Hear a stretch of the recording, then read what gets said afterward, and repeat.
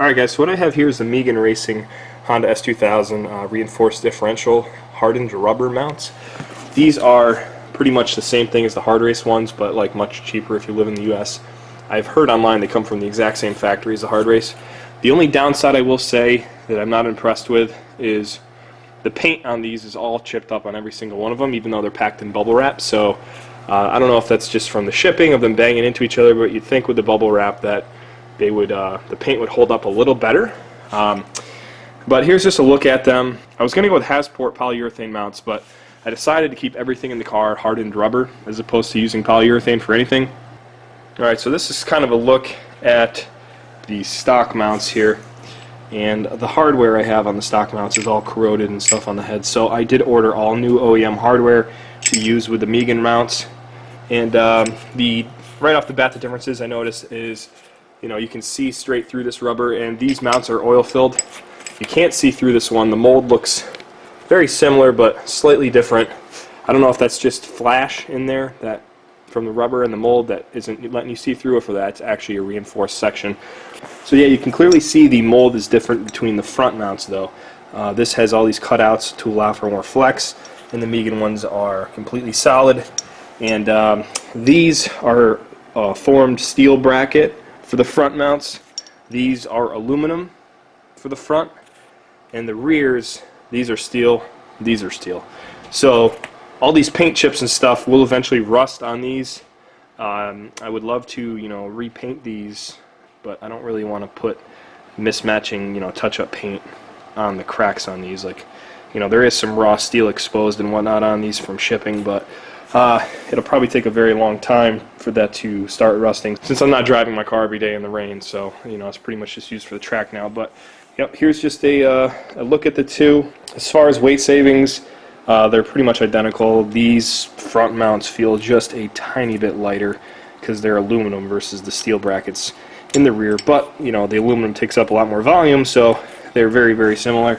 But yeah, I just wanted to show you guys these quick. I got these on eBay for like $275 shipped, and the stock ones on my car, they're known to crack when they get higher mileage and leak the oil out, but mine are in pretty good condition. The only thing I saw was a tiny crack right here just starting, which would probably work its way deeper over time, and then the oil on the inside would spill out.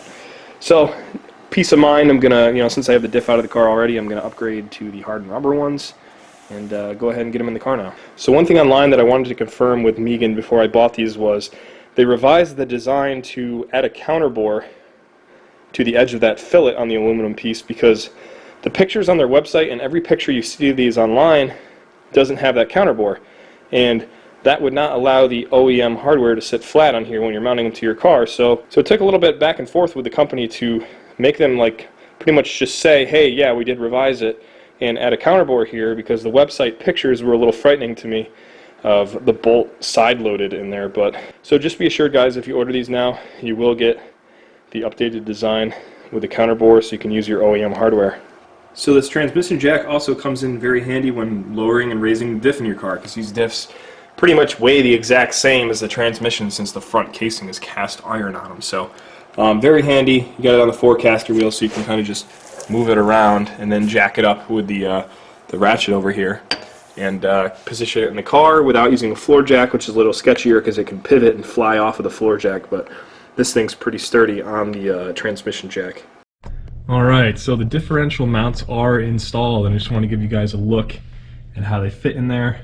Kind of just like OEM. The only bolt that was kind of hard to get to was on the far side there. You have to use like a wobble socket and kind of move that connector out of the way to tighten it down. Of course, I don't care for blues, red's faster, so I'll have to settle for the blue mounts. But you can see the ones in the back right there and there. No surprises. Bolts up like OEM. Much nicer looking piece than the old rusty ones I had in there. New hardware, of course. I did new nuts on all of them and new bolts to hold it all down, so it kind of looks like a factory piece here. You can see I repainted the differential housing, nice black, and same with the drive shaft and stuff. So just real quick, the reason I made the switch to Megan from the Hasports, not dissing Hasport as a company by any means, they make great products. The machining was top quality, I would say much higher quality than these Megan mounts for aesthetic appeal. However, I did not want to go to a polyurethane, mainly because this is one of the jacking points of the car, and you know the car pretty much has 51-49 distribution for weight right now, 51% being the rear with the roll bar and stuff probably. So that's well over 1,300 pounds that you're lifting up with the differential when you put a jack underneath it.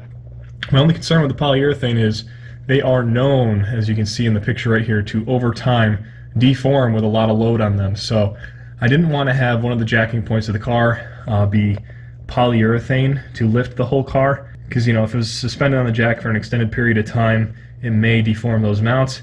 And these complement the rest of the car. I have hardened rubber mounts everywhere in the car now. And I would have done these in the hard race as well, but the price for the hard race ones was like $150 more for the same exact thing, so Megan it is for the diff mounts. So thanks for watching, guys. Subscribe to the channel, leave a like, comment, and let me know what you think. I'll see you in the next one.